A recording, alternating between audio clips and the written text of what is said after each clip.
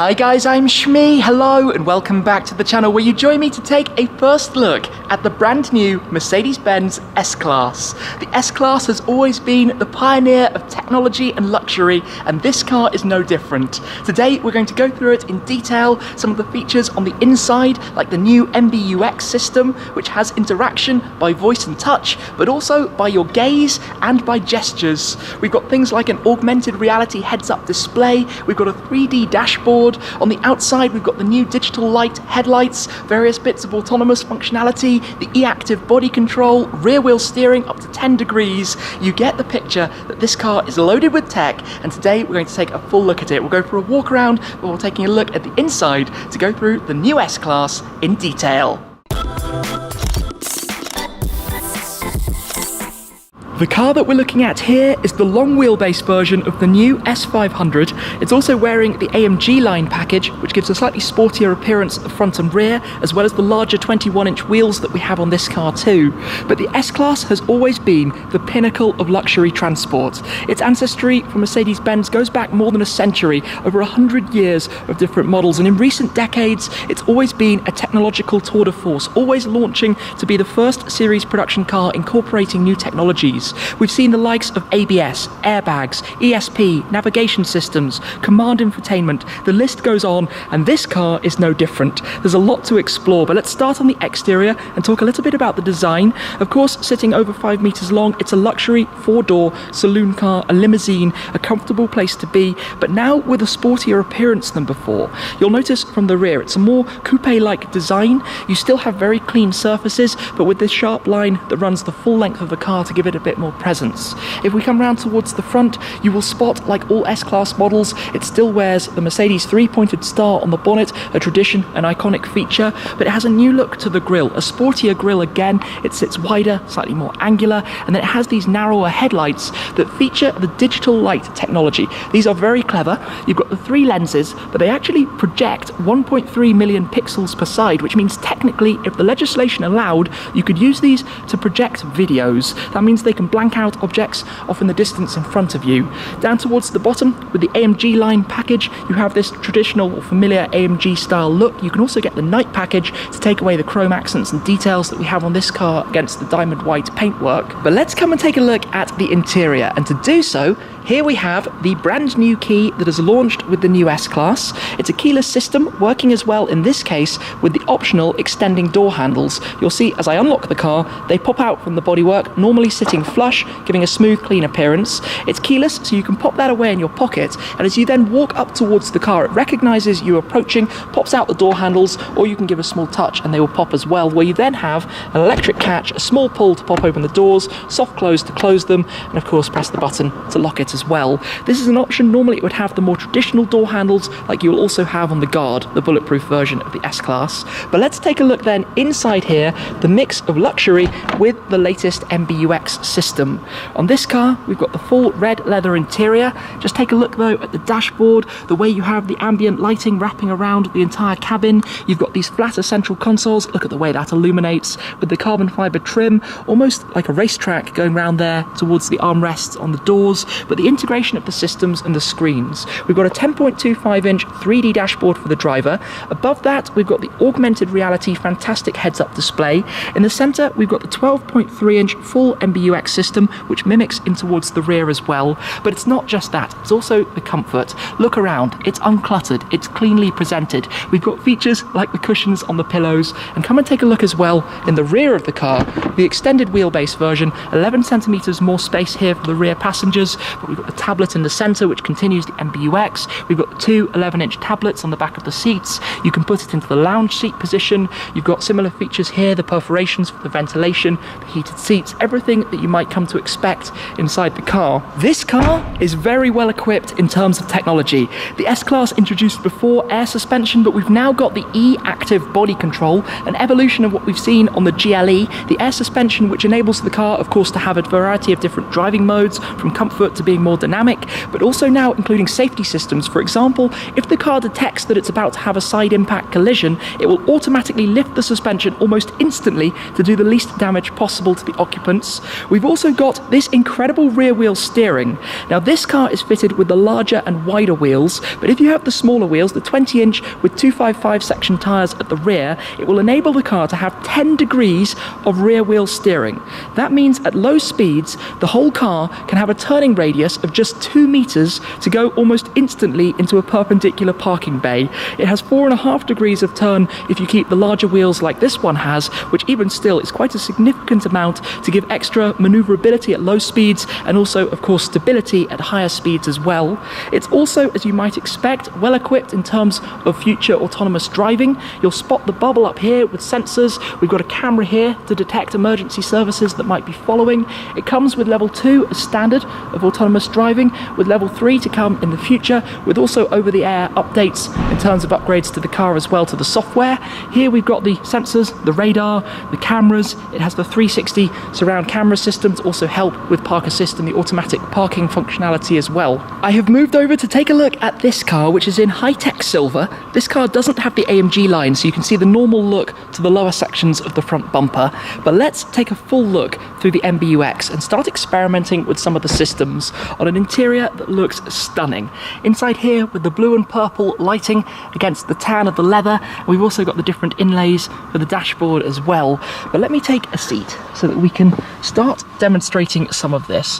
One press to turn on the car, one press to bring it, wake it up a little bit more with the ignition on. So you will spot as everything comes up, we have an interface that looks familiar but significantly updated.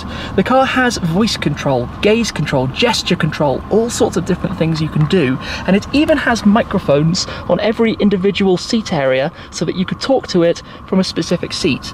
Of course, you've got the integrated voice assistant, so you can say, "Hey Mercedes, how may I help you? Set the temperature to 19 degrees. And you can see that it detects where you're talking from. Very clever. You can use that to set the nav, to change the colour of the lighting, to do just about anything that you might want. Now we've got the new touch steering wheel. So inside here, using the left side to control the dashboard, this is where you can go through a number of different displays. For example, if we bring up the sport display here, you'll see that view. Obviously the dashboard and the lighting is doing all sorts of things. You've got the 3D setting here, which changes the appearance, and it gives this look, despite not being 3D, no 3D glasses, it gives a 3D visual appearance of depth in terms of the screen, each setting looking slightly different. I'm not sure if the camera is really able to capture that in the way that I see it, but I've got the speed, for example, sitting in front of the red circles that you see behind it. It has gaze control, so if the door was closed, if we pull this too, if you want to set the mirrors, it can detect where you're looking and move the mirror that you're looking at. You don't have to choose left or right, you just look in that direction, do it, and it will adjust the mirrors from one to the other. It is that level of clever.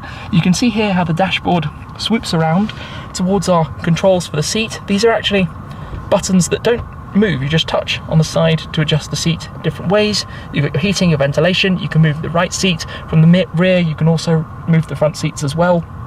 This lighting is magnificent, the way it sits behind these panels and wraps around the dashboard in front of us. Through this system, with all of its controls, we've also got profiles. So inside here, when you enter the car, you have your profile with 800 parameters, 800 settings that you can change. Things that it will remember, it can access through facial recognition, through a PIN code, or through the fingerprint sensor to set which profile and who you are, who's just arrived at the car. The beauty of that is everything is configured in whichever seat you're sitting in to be exactly how you want it. We've got the main tiles and controls and access to settings, infotainment, different displays, and believe me, there's a lot. I mean, just going through the assistance systems, look at how much we've got in here. I'm not going to talk about everything because it would become a very, very long list.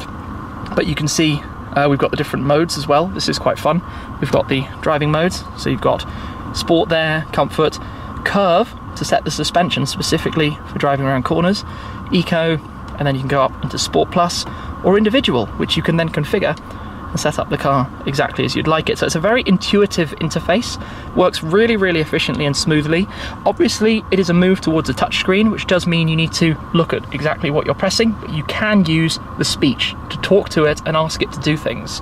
One thing I quite like in the info is that you can have these different displays showing you your driving style, what's going on at the time, and you can see that there's so much. This system, I could go on forever playing with it. Now the sound system to talk about, the Burmester 4D system, has a whole host of speakers all around, including up on the roof as well. I've just noticed quite how stunning this finish actually is around the light panel that you have up here. But it also has features inside the seats that you can set, and they vibrate to bring the music right to you. And in fact, you've got some amazing settings for configuring your audio.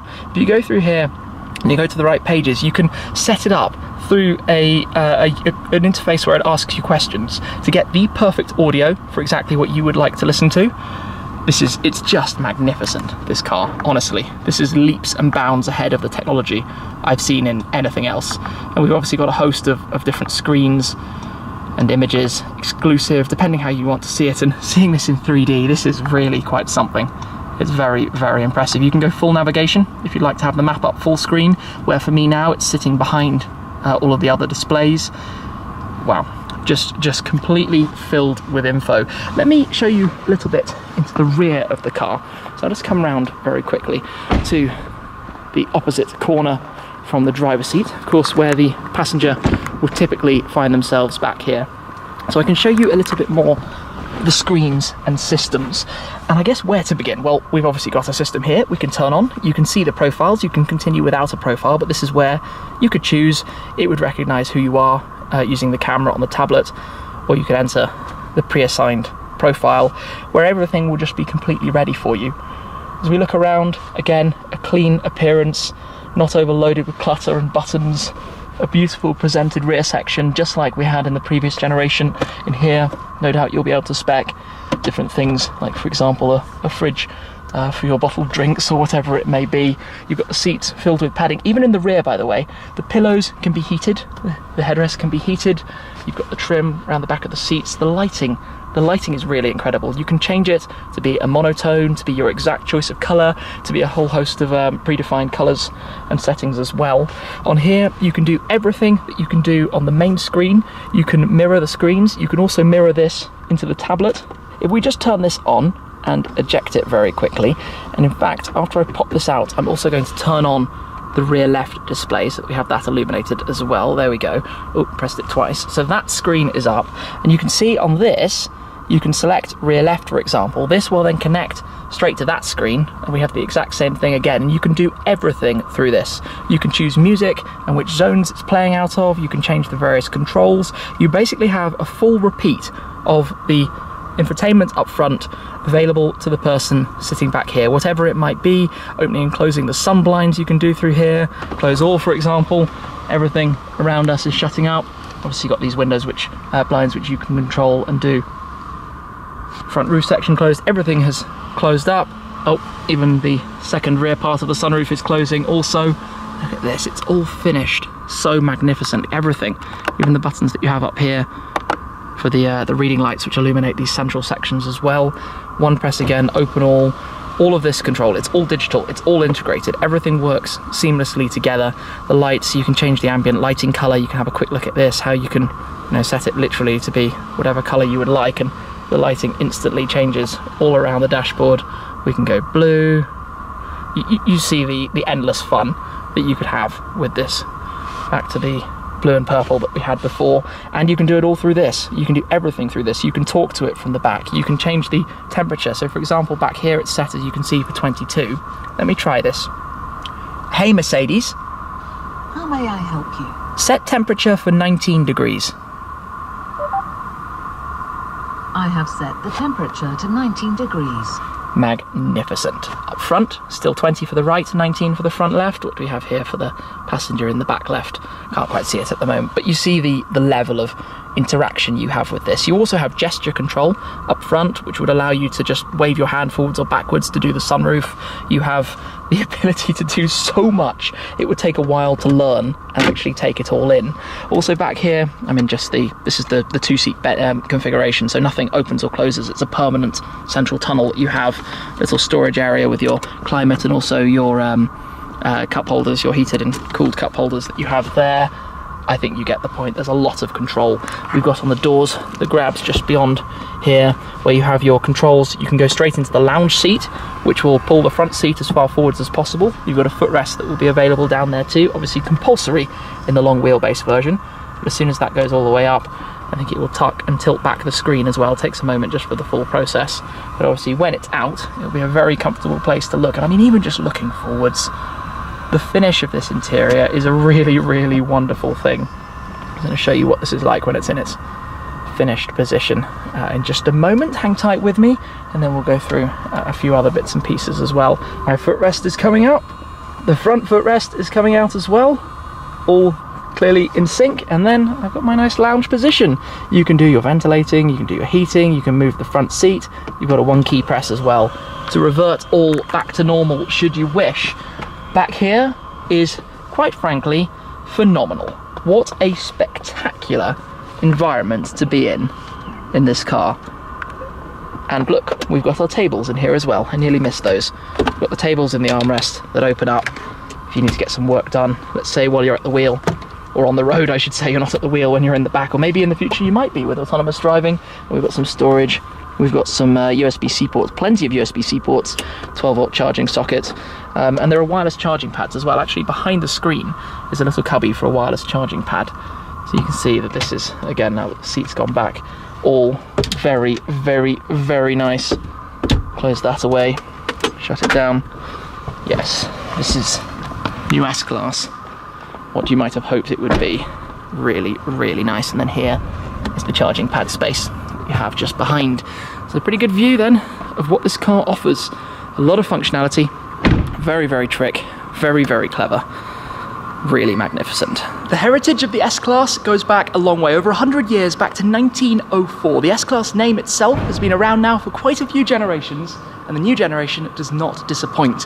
We actually have the rather beautiful example of the tail fin car sitting alongside at the moment as well, which was the first production car that incorporated crumple zones, thinking what would happen in the event of an accident. The new car is just to another level in terms of technology, in terms of assistance, in terms of prediction, in terms of knowing what's going on and making your journey even more comfortable, even more safe, and even more enjoyable as well. Now these cars are the S500, also with, it's the 6-cylinder petrol engine, also with the 48-volt system. There's also the S450, along with two diesel engines, the S350D and the S400D. They will be joined in future by an S580e, the V8 with a hybrid system, and hopefully as well some models from AMG and also the luxury from Maybach as well. Although with this as the starting platform, you've got to presume it's got a very exciting future ahead of it. No doubt a lot of fun for the owners to enjoy configuring, choosing the options and the specification as well that the car can have. I certainly enjoyed the opportunity to take a first look at it today. I hope you have as well. There's a lot more to discover though, and hopefully there will be an opportunity to do so on the channel in the not too distant future. For now though, thank you very much for watching as always guys. I appreciate your support an awful lot, and I'll see you again very soon. Cheers!